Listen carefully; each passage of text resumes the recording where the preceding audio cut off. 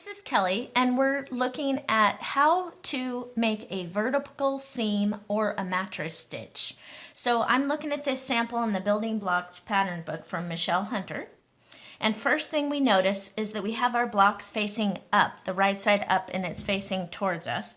The second thing is worth noting is that we have our cast on edge is on the bottom on both sides. That's your cast on edge. And up here at the top is your bind off edge. They both have the bind off edge. Here's this one. Okay? And I've done a little bit here for you so you can see. And this is just when it's completed. And let me show you the back because I want to show you a couple things about this.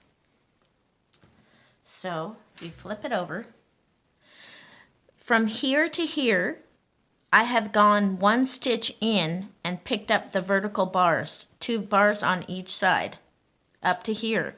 And then from here up to here, I did it on the very edge, on the very first stitch. I was picking it up. What I was trying to do is see if I can get less of a bulky seam on the back and still have the integrity and the strength to keep the block together. And actually, it looks pretty good. The integrity is good on both of them. This one right here, it's not woven in, so, but you can see up in here, it's plenty strong enough to support that block and keep it together.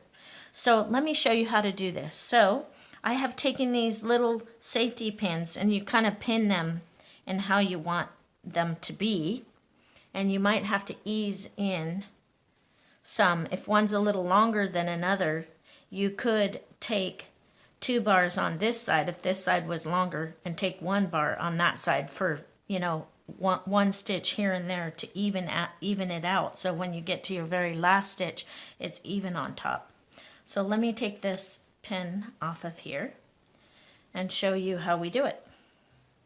So you'd go to the very edge. These blocks were donated by one of our knitters at Alpaca Direct, and so it's wonderful that, actually let me start on the left-hand side here, that we were able to use these. Thank you, Shelley, if you're listening. She's a wonderful knitter and was generous enough to donate these so that we could use them. So I have 1 stitch on each side, and notice that my darning needle is always working toward the top. Okay, and what this yarn that I'm using contrasting yarn today so that you can see what I'm doing, but ordinarily you would use the same color as yarn as you knit with, and that way it shows less. But for today's purposes, I'm using contrasting color.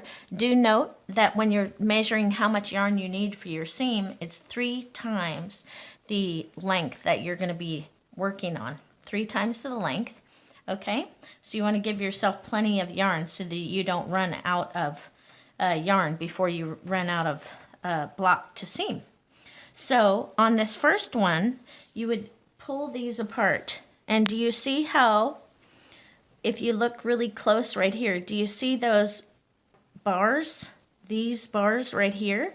Those are the bars that you're going to be working on. This is 1 stitch away from the edge. So you would take this first one is kind of, the ends are woven in right here, so it's kind of sucked in a little bit, but you could take 2 bars from this side, and you don't have to pull it tight until you get up. You can do like 5 stitches, and then 2 bars from this side, okay? And then you would go back and forth, going from the left-hand side to the right-hand side. And where you came out is where you go into, and then you pick up 2 more bars. Sometimes people like to pick up 1 bar, and you can feel free to do that if you like. I find that I prefer to have my seams less thick. I don't want it to feel like a hard bump. And so I find that by picking up 2 bars, it prevents that from happening just a little bit more. So we go along, and it's 2 bars on each side, and I'm always going in where I came out of. So going in where I came out of, and I just do this all the way along the top. See? And you can tighten it up, you can pull, What you don't want to do is you don't want to pull it too tight because you don't want it to be a really thick, hard bump. But you can pull it tight enough. See, if you pull it like that, you cannot even see your seam. Do you see that? And it's strong and sturdy. And so look on the back. Do you see that? That is the ridge that you get. So you want that to show on the back of your work. Now let me just show you a couple where I just went to the very edge, okay? So I am going to go, I've gone on this side already. I'm gonna open this up so I can see. And I'm gonna go from here out to the very edge stitch, okay?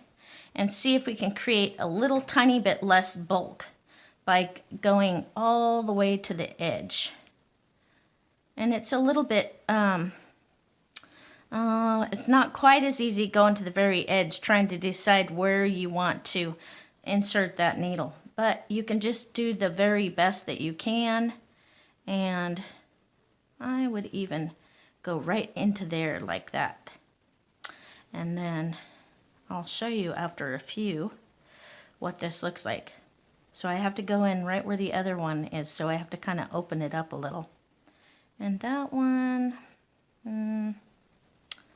let's see, how does that look like that? See if that works. And if you, for some reason, something doesn't look quite right, don't be afraid to take it out and try it again. It's all about having patience and really working on it until you find the look that you're going for. Get it as neat as you can get it so that you can be so proud of your work when you're done. And enjoy the finishing. Don't tell yourself that it's icky or you don't like it. Tell yourself that it is a challenge and you're going to win the challenge and make the best project ever. So if you see how nice it kind of closes up like that? Now let's look on the back. See right here where there's a lot less bulk right here and more bulk up here. So it's all in personal preference, whatever you like to do, but those are two different ways to do it, one with a little bit less bulk and one with a little bit more bulk. So you decide what you like and let us know what works for you.